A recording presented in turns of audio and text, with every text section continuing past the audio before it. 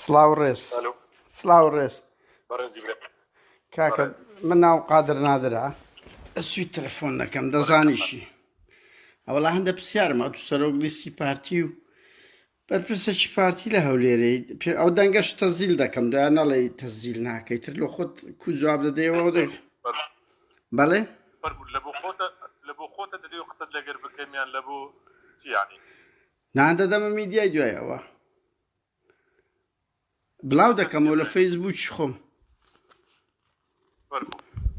ئاگوتم دایان نەڵێوەکی فرسە سۆفی شەروام لەگە کردایەوە لە هەموو شوێنێک کاکان بۆ یان ئێستا تو سەرۆک لیستەکی پارتی باشە بەس بەم بڵێ لەو هەموو خەڵکی هەولێرێ دەگرن ڕۆژ نییە هەفتە نییە ئەمە هەر نەسین لە خەوێ ئەوە گیرا ئەوە ڕفێنرا ئەوە یعنی باشە لۆنگۆ هەست بە خۆتان ناکەن ینی ئەو هەموو ئیهانەی خەڵکی هەولێر دەگە بە خۆش کوڕ هەولێریەکی خەڵک دەگیرێ نەدەدرێتە دادگا خەڵک دەگیرێ بەرلەوەی خۆ پیشاندان بکاتن خەڵک دەگیرێت چ ڕۆژە نەدرایتە دادگا ئەخرەوە چ قەشمەری خانەکە هەیتان وڵی نازانم تو لە چەند لە چ مەریخە قسەی دەکەی ئەگەرنا خەڵک ناپێترێ لە هەموو دنیای خەڵک جیران هەیە بووە سعات سێ شەوێ یەک دقە دوێنێ شەوێ سعات سێ شەوێ بژار ئەوە ئومێد بە ڕۆژچی دوێنێ سعات 12 و یەک بەر بووە سعات سێ شەوێ ڕفێنرایە لە دهۆچێ هەر کەسێک بگیرێ لە وڵاتی پێ قانونە سعات سێ شەوێ بووە قانون بە 6 سعاتی بگیرێتەوە سێ شەوێ سعات یەک شەوێ بووە توخوایە قەوس من لە سوید دەژیم بەزە تو لە کوردستان خۆمانەوە نییە یاسای قەشمەری خانە دابدرێ بۆ سعات یەک شەوێ بستنە سەر هێ من مامەندی توزانی حەزم لێ مفرەدی بڕک بە ئەدەب بەکاربێنێ قەشمەری خانەوەوانە نییە ئێد ناوی چی لێ دەنێ ئەتو ناوی چی لێ دەنێ پرسیار بکەرێ ناگەڕێت جواب بدەمەوە بە سەعادە بکە بەڵێ دەی جەنابێت لە سوید دەژی لە وڵاتێکی ئەوروپی دەژی لە وڵاتێکی سەروەری قانون دەژی خەڵک نییە ئێستا یعنی گرتوخانەکانی سوید کەسی تێدا نییە بەس گرتوخانەزانی چۆنە لە سوید کە تۆمەت شتەبی پێ دەڵێ کەنجی لێ دەتەوێت بچێت زیندان و دەچێت زیندان و مەحامیت هەیە و هیچ تۆمەت یعنی هەزار یەک ڕێزکەی خۆ من ناڵێ خەڵک نابی بژیرێ بەس کاچی من خەڵک هیچی نەکردیە دەی ئاوێنە ژۆرێ بەس وەرە بەم برێ لە باشم پرسیارەکە لێ بکەم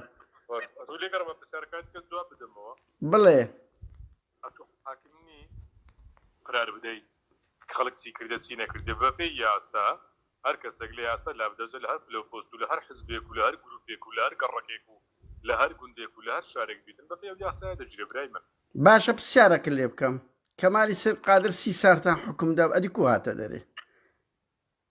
بەپێی ئەو قانونەی کە حکمیدا بەپێی ئەو قانونەش لەوانەیە محامیەکی گرتبیتن و بە کەفالەت بەربوو کورە کاکە هەمومان دەزانێت چیروان چوو بە خۆی دەرینا دەرێ پرسیارەشکە لێ بکەم ئەو شتانە لە بۆ چێ باز دەکەی پرسیارەشکە تو ویژدانت باز دەکەم دوێکەکی باز دەکەم لە خەیاڵ دەژی لە فانتازیا دەژی باشە باش پرسیارەشکەمان هەیە بدەویتن هەتا سبەینە قسە بکەم هەرجێت دەگرم بەس جێ لە من بگرە برای من جەناب لە سوید دەژی هەر ڕۆژێ پەلاماری یەکەچی دەدەی هەر ڕۆژێ لە فەیسبووکە جون بە یەکەچی دەدەی یعنی ڕۆژێ قسە دەکەی یعنی ئەوە چ قانونێک پرسیارێک لە جەنابت دەکەم ئەتوو بە چ قانونێک پەلاماری دار و بەردەدەی بەس قانونێک پەلاماری چێماندایە یعنی ئەماوە چی بوو وا تەلەفۆن لەگەرە من دەکەی وەکو دوی سەروەرە بە مناقەشە بکەی بەڵێ قەناعەتمان بە یەکێکمان بینی نە ڕاستی با پێت بێم نە هەموو ڕاستیەکان لە لای تووە نە لای ئەو کەسانەیە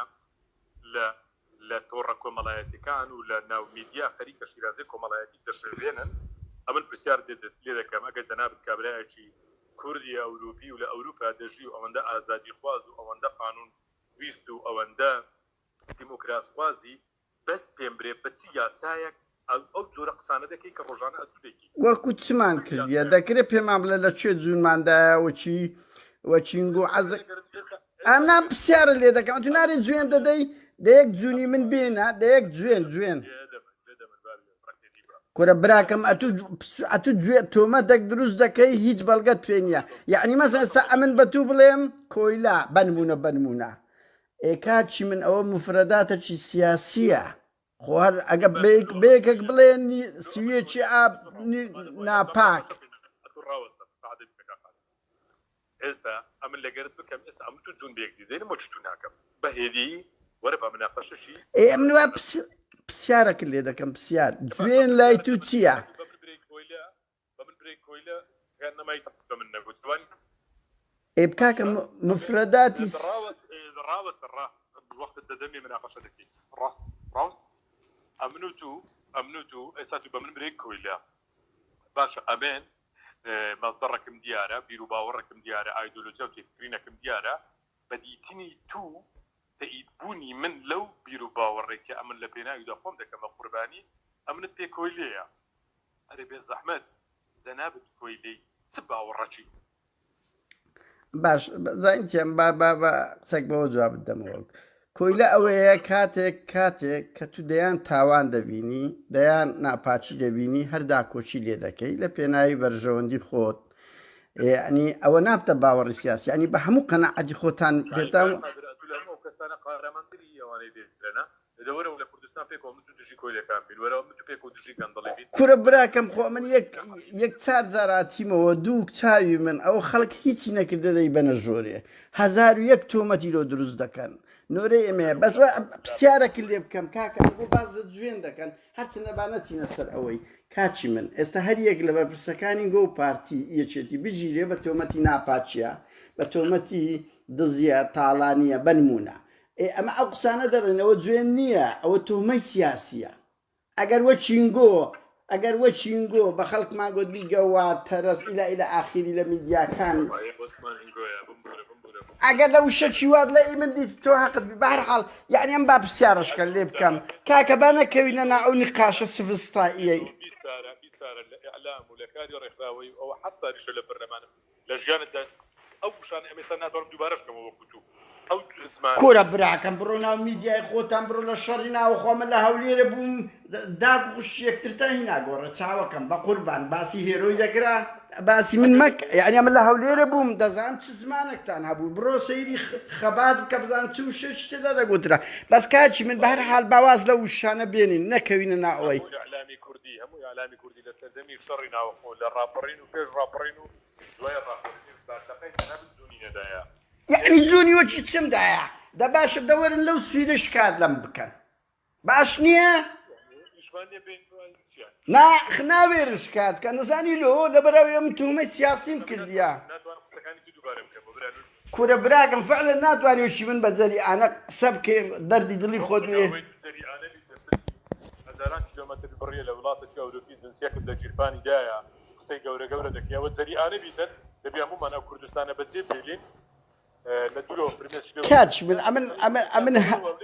ئەمن هەر شتێکم کردبی لە وڵاتە قانون هەیە دەتوان بەگرتم بدەن پۆلیسێ لەبەر چاوتان تێم دەگەی ئەم لەبەر چای پۆلیس دەکەومە دوو کەتیمە دوو فەلاح مسەفای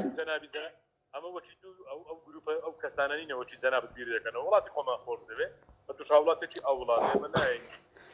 ئەی وڵاتی خۆمان بشێوێنێ قانونی هەیە کە گەڕایەوە کوردستان بەپێ و قانونی خۆمان ئەمە تەسەڕوفت دەکەین کورە چاوی من سەد نەتەوەی ئۆپۆزیسیۆن هەیە زۆر لەمە ڕادیکالتر ئیش دەکەن ئەو خەڵکە نیشتیمانی خۆی خۆشنەوە من چنە قسم هەیە بەس بە هەر حاڵ با پرسیارەشکە لێ بکەم با لەواز لەو شتە بێنین جەنابەت سەردەشت پێ تیرۆریستە کە تو باز دەکەی یعنی من قەزم لەوێ هەولێر بوویتە ئەوەیە یعنی ئەتو سەردەشت پێ تیرۆریستە کە دادگای ئەوە گوتیان سەر بە ئەلقاعیدە بوو یان هێزەکی ئیسلامی بوو دادگاکانی خۆتان تەلەڤیزیۆنەکانی خۆتان ئەوانەی کە سەردەشتیان برد و تیرۆریان کرد ئەوانە سەر بە قاعیدە و کەس نەیگوتیان مێمە تو نا پرسیارەکە لێ دەکەم پرسیار ئاخر ئەتوم دیتیە کاچی من ئێستامە پێت دەڵێن لەو هەولێرەی لۆ ئەو دەردەی دەدەنا هەموو میلەتە هەر شەرم لە خۆت بکە کوڕە هەولێریەکی هەموو هەفتەی یەکێک کورە شانازی بەچێ هەولێرە دەکەی ئەو هەولێرەکە تا ئەتو باشە لۆ بیر ناکەنەوە لۆ لە سلێمانی ئەو هەموو خەڵکە لە هەولێرە دەژیم و خزمەتی شاری خۆم دەکەم جەنابەت بە قسەی گەورە دادنایە لە پشت لاپتۆپ کورە خزمەتی چ دەکەی ئەتۆ هێزەکە دەوەرە کوردستان وەرە وعدت دەدەم ئەو دەست لە ناو دەست لە کوردستان دژی گەندەڵی دژی ناحەقی بەس ناکەوەی لە دوورەوە کورە بە قوربان 29 ساڵە ئەمە جێمان لەو حکایەتێنەی گۆ دەبی ڕۆژ بە ڕۆژ خراپ یەک شەوی سپید بە هەموو کوردستان نادەی باشە ئێستان پرسیارەکەی من با نەچینە ناو ئەو شتانە ئەنگلۆ دەردەدە ئەتو سەرۆک لیستی پارتە چین گروپك بووی هەر ڕۆژە عادی زەلامە بووی ئەگەر لە ژیانی خۆت دەستەکەوتونە بووی لۆ پەلاماری کوردستان و پارتی و سەر بە چێ بوومە سەر بە چێ بوویمە هاتو لە هەمووی دەزانم ئەمە باش ئێسم پرسیارەکە با نەکەوین ناو ئەو شتە مشکلە نییە کو تێدەگەی یعنی لۆ ئەو هەموو گرتن و ڕفاندنە وەرە بڕۆ سەیری راپۆرتی ئەمنستی بکە وەرە بڕۆ سەیری هۆمە ڕای دۆشکە وەرە سەیری کۆنگرسی ئەمریکی بکە ئەگە 1970 زدی پارتی نەبوو هەموو ئەو راپۆرتانە باشە لۆ خەڵک لە هەو هەولێرەی تاکە شوێنە هەولێر و بادنەن لە بۆی نییە خۆپیشاندان بکاتن مەزەرەن ئەوە لەو دەڤەری جەلالیەکان بە کەیف خوان دەچن خۆپیشاندان دەکەن باشە لۆ لەکنەنگۆ وایە خۆ پرسیار دیارە خەڵکەکە ڕازیە حکومڕانێکی زوانتری دەکەین خاڵێک ئێ باشە ئەتو گرنتی دەدەی خەڵک جارێک مزاهرەی بکات و سەر کاکەیەک پرسیار گرنتی دەدەن ئەنگۆکو لیستی پارتی جارێک خەڵک مەگرن بابێتە سەجادەی والله بەپێی قانون ئەوەی ئێ باشە ئەمن دێم تەقدیمی قانون دەکەم باشە کاکە ڕاوە کاقادە ئەگە قەرارت دایە ئەمن جێگر بێم فەرمودەیکەمە ڕادیۆ لە من پێ خۆمی دادەنم قسە بکات تاس بینەکە ئەگە قەراریشدا مناقەشە بکەین ڕاوەستە پرسیارەکەت کرد جوابەکەت بدەمەوە مەرێت جوابی پێ نەبوو دوایەکە ئەمەیان دەرێن بەپێی یاسای خۆپیشاندان هەرچی خۆپیشاندان بکە و مۆڵەت پێدرا و دەتوانسەوەی ئەم یاسایە باشە لەوە بەدە ئەنگۆ بە پەنجەی دەسی دەژمێردرێن ئەوانەی لە کوردستان و ئەوانەی لە دەرێنە دەتانەوێ ئەو وڵاتە بشێوێنن ئێوە ئەمە ئەو هێزانەی لە سەقف من بە دژمن کار تەماشایان دەکەن وان نییە خەڵک وڵاتی خۆی خۆش دەوێ ئەمە لە ناو بازاڕی هەولێر پرسیارم لە خەڵک کردیان بۆی بەتەنێ دەچمە ناو بازاڕی هەولێر پرسیارم کردیارێ ئەنگۆ ڕێتانێ دەژگە خۆپیشاندان بکەن دوکاندارێ گوتی من ئەمن لێ ناگەڕم کەس خۆپیشاندان بکەم بازار و کەسابەتی ئەتو نابی سەیری نمونەکە ئەمە نمونەت پێ بڵێم نمونە ئەنی پێویست ناکە بەوە بی هەموو کەس مامۆستا بەدەل بەرواری دەناسی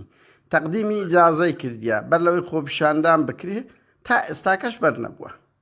باشە ئەو کە تەقدیمی مۆڵەتی خۆپیشاندانی کردیا دەستگای ئیداری و حکومی و ئەمنی مۆڵەتی نەدایە خۆپیشاندان بکات دەگیرێت نانا لە ڕۆژی یەکەم ژیرە تەقدیمی کردی دەبی 48 سەعات تێپەڕی ڕفێندرا کوڕەکەیان بر لە جیاتی هەتا خۆی تەسلیم کرد دارەکە بە ڕاستکەمەوە لە کوردستان کەس نەڕفێندرایە بەپێی یاسا جیرا ئەدی باشە بۆ سێ شەوێ بەبێ ئەمری حاکمی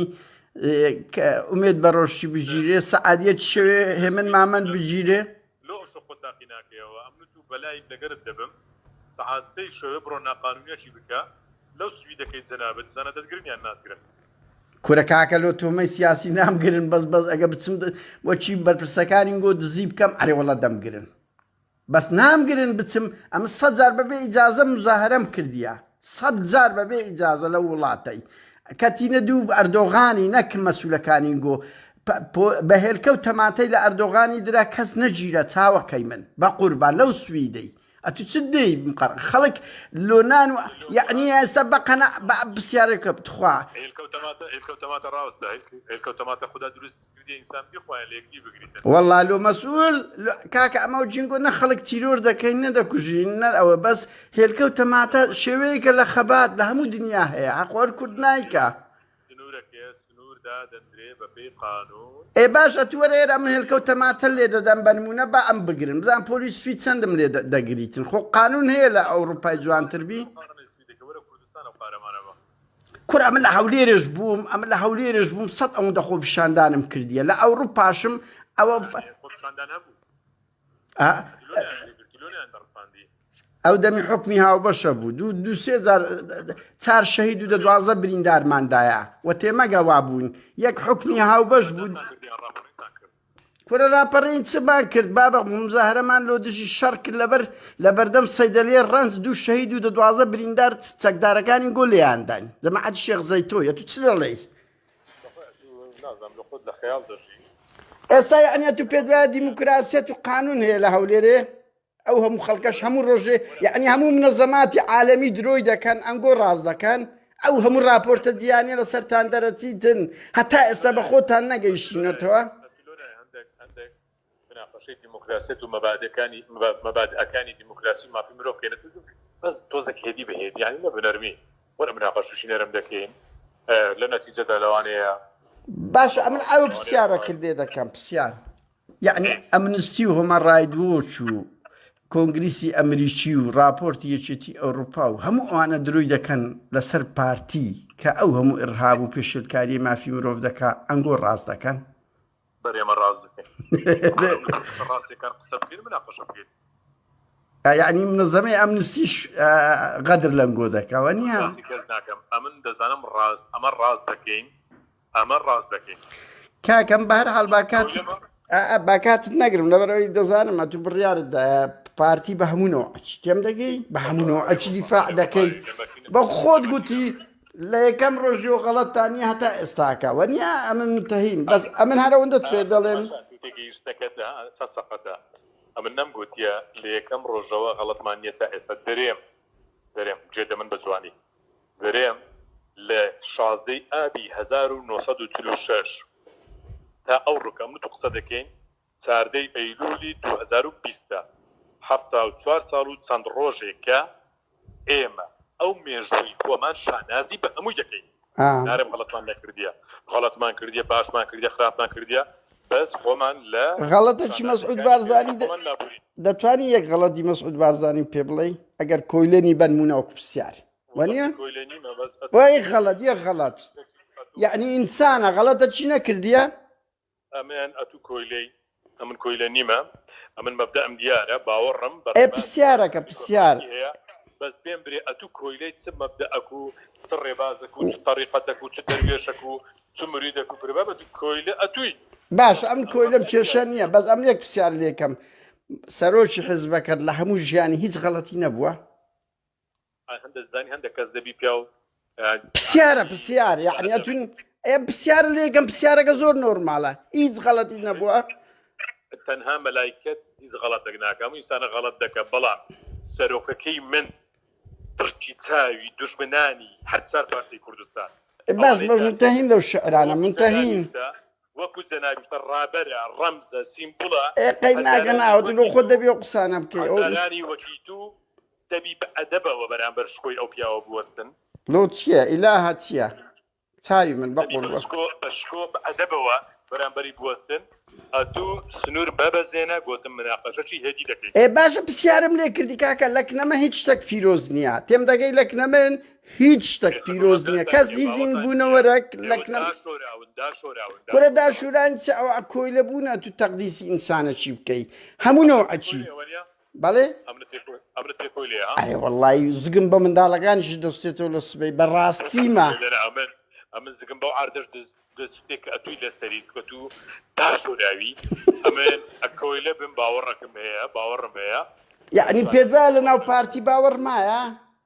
لە ناو پارتی حزب مایە نەک پارتی بڕوا بکە لای من یەکێتی گۆڕانیش نەفکر مایە نە حزب مایە ڕێخستن مایە ڕێز و حرمەتم لە بۆم حزبەکێ بەس حزبەکەی من باوەڕی تێدایە پرەنسیپی تێدایە ئەخلاقی تێدایە یعنی بڕوات بەوەی هەیە گۆ هێزێکی دیموکراتی خۆش و دەروون پیس و سەقەت و ساقیت و هەموو سقوت و ئەو نوع کەسانە ناتوانن باشە کاکە باگاتت نەگرم خۆزگەم بە دەی کاچی من هیوادارم ڕۆژێک خدای گەورە هیدایەت دەبگەڕێەوە سەرڕاستیەکان و ئەو واز لەو شتە خۆڕانە بین کە ڕۆژان دەیکەن دات سەردانش ئەوروپا بە تەماوی بکەی لەو ماوەی وەنیە بە تەماوی بێ بەزیکە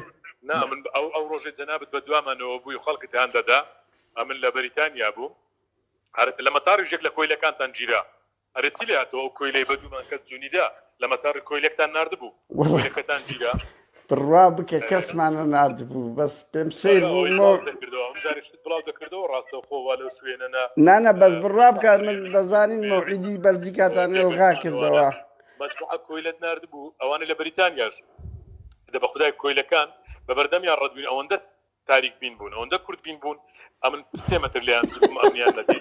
ماوعیدیشم دانێ گوتم وەرنە نوێنەرایەتی حکوومەت مناقەشەی دیموکراسی بکەین نەوێران باشە وەرە تو وەرە سوید وعد بێ من هیچ ناکەم دێم سیمینارتانەگە دەکەین وەرن ئەگە دەوێرن بەبیێتە ڕۆژێکی ئەمن و دکتۆر یوسف و مەجموعەک ئەندام پەرلەمانیتکە لە سوید بووین ئەمنە ئەوجاری زەنابتم دیت هۆڵەکە بوو ئەوەی سمینارەکەمان هەبوو ئەو کاتی دکتۆر یوسف ئێدەوە لای ڕاز ناکەی با پێت برم لەبەر ئەوەیە من هەنا هاتمە ناو سمینارەکەی بەقسەکەی یەکەوە بکەم ئەتو ئەو کاتی یەک لە نزیکەکانی گۆڕانیش بووە زەمانە ناوەڵی قانون ڕێ نەدا جێدە من بەس وەرە زۆرم زیک بە تووستا زۆرم زیک بە تووستا قانون ڕێگای نەدا تو بێنە هەوڵەکەی لە ڕێیان نەدا نانا ئەم با پێ درێن ئەو سویدە دیموکراسی تو باسی وەڵام لە مەمەڕەکەی قارەم دەچێشە جەنابێت لێ نەگەڕان بێ زۆری وتیان قانون ڕێگا نەدا تو بچی ئەو سویداریا مش کورد بوون با پێ درم ئومێت خۆش ناو با پێ درم بە گۆڕی بابم کە باوکم شەهیدە ئەمن بی 20 کیلۆمەتر لە قاعەکەی دوور بوو دەڕازرا 20 کیلۆمەتر لەو قاعەی دوور بوومە لە ناو قتاری بوومە گوتیان پارتی بڕیاریدا لەگەر چێتی ڕێت نەدەن بۆیە لە ناو قتاری گەڕایمەوە ئەو قسە ئەو تۆمەتانەش مەکە و ئەو بڕیارە وام دەمەوێت یەک زانیاریت پێ بڵێم ئەمە ئەوەندە بەقوەتین لە ستۆکۆڵم بڕیار بدەنجەنا بدنێ ناوقاع دڵنیام لەوە دڵنیام لەوە دلواتڕاقمە پێ ناکەی بابە دڵنیام نەگلەوەی دڵنیام لەوە ئەوە لەبەر ئەوەی ئەو کاتی ئەتوو لە پێیچەکەی خۆتوانە قسەت بە دکتۆری سوی دەگۆ ئەو کاتی نەدەگۆ ئەوە ومێدەیان ئەو پارتی لێ نەگەڕان بێمە خۆ ئەمە دوای ئەو پێیان گوتم پارتی وێچێتی پێکەوە متفق بوون کە نابی ئەم بێمە ژۆرێ مزگم پێ سوتەکە گوتیان لۆزگت بە من دەستگت بە خۆتان بترسێ ئەوەندە دەترسێن لە نەفەرە چی باشە براکەم ئەوە دەزانی ئەو داهێنانە بە من یەک جملەت پێ برێم لەو سویدەی ئەوە داهێنانە پارتی وێچێتی نەک ئەو جارە دوو جاریت کەش ڕێ لە من شیرایە شکایەتم لێکرایە کە ئەمن دێم تێکەدەم حتا لە بۆ سیمیناری ئەنفال بووە نەوێرانە دەترسێن کاکان گۆ دەترسێن لە یەک کەسی بڕوا بکەن نادەمێ بەس وەڵاهی ئینشاڵڵا لە بەرنامەمدا دەبیم ئەگەر هاتمە سوید بەخۆم پەیوەندی ئێستا ڕقەمەکەت خەزم دەکەم ئەگە هاتمە سوید پەیوەندی پێوە دەکەم وعد بی ئەم جیهانت ناکەم باشە وعد بی دێمە سیمینارەکەی یانێ من دەکەم ئەی باشە دەوەرەوە چی ئەوانی کە کممان ئیهانە نەکردیە خۆ قابلت چییە ئیهانەت چی خۆمە چینگۆ خەڵک لاگرین ناکوژین کاکە بە قوربان ئەمە ئەو پەڕی دوو قسەتان پێ دەڵێن ئاوا ئەو قسانە ڕوو بە ڕوو پێتان دەڵێن ئێستا ئەوە 20 دقیقەیە مناقەشە دەکەین حازرم بێم لە ناو ستۆکۆڵم بەیەکەوە سمینار دەکەین باش وعد بی ئەمنیش ئەما هیچ سوکاتیت پێ ناکەین دەین لەوێن دەرقاش لەگە دەکەین کورە براوەم لە ئاغای تو کردە تو چی ئاخر ئەگە بێتە سەر جددی لێرە قانون هەیە قانون ئەوە سوکاتی نییە غەڵەت تێگەیشتی دوای دیسان دەرم بە سنوورکە کە دووەرە بە مناقەشە بکەین گریمان ئەم نتووە لە قاوەخانە چین لە سویدین دابین وەکو دوو ئینسان مناقەشتی هەدی بکەینەوە ئاوەراوەرەی ناوێتن کورە هەراوەریان نەمەزات زۆر خۆشی دەرەی کۆمیدیایە دەرەی لەو هەولێرەی کەس نەڕفێنرایە بەس لە دهۆچێ باشە بەس لە دهۆچێ 400 کەس سیرۆر کرایە کەسیش نەگیرایە ئەتو چ دەرەی لە نۆتیەکەوە لە چیهان محەتەی تاریخ ئەو چەند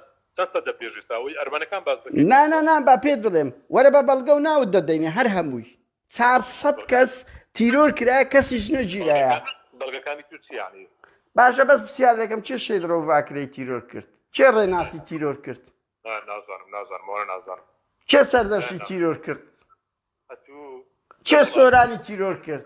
لە هەموو دنیا تیرۆر هەیە ئەزێ ئەنیان گۆش دەبی بکەن لە کوردستان پارتیەکەی من و حکومەتەکەی من کەسی تیرۆر نەکردیە باشە بابا باشە براکەم دەی زۆر سپاس وەڵی خۆزگەم بۆ عەقڵەی تو لەو دوو زەمانەی وا بژی خۆش دەی دنیایەک ڕێز کاکە لەگەر هەموو ئەوەیەک بەس وەڵی ڕحم بە منداڵت کە بە جددیمە ڕحم بەو منداڵانت کە سبەی لەو هەولێرەی ئامین ڕحمیان پێ بکە ئەبژێ پرسیارتی یەک قسە لەگە دەکەم ئاخی قسەی منەوە ئەگەر هاتووە هەولێر تێکۆ مناقەشەک دەکەین ئەگە هاتمە ستۆکۆڵم تێکۆ مناقەشەک دەکەین بەس خوا تا یەکتر دەبینین هەندێک دکتۆر بگەڕێ دکتۆری نەفسی هەیە کە تو تەواونی باش هەموو ئۆپۆزیسیۆنی کورد تەواونیان سەر بە لاهوریان کۆن تابووری پێنج بووە و زەرقاوی بووە و هەمووی وایە لاینگۆ کوڕی بخرا یعنی ئۆپۆزیسیۆنێکی معقول نییە هیچ هەمووی ئەوەیە دیسان پێدرەوە پێشنیارە لە بۆ برای خۆم دەکەم ئینسانێک وەکو دوو کوردی هاوزمان باش دکتۆرەکی باشی نەفسی ناناسی بچمەکنی دکتۆری نەفسی زۆر باشەیە لەو ئەوروپای بڕۆ دکتۆرێکی دخوا ناوەگەم پێ بڵێ بەشکم قسەک بێمەوە سەرخۆ لە بەرامبەرەوە دێمە هەولێرە باشە مشکلەک نیە دێمە هەولێرە چمەکین دکتۆری نەفسی نانا پیزنا ئەم پارەی حرام ناوێ براکەم ئەم پارەی حرام ناوێ پارەی میلەتی دەزانم قسەکانم هەموو ڕادەکەوە جورئەت ئازابە 25 دقیقە و 3 ثانیە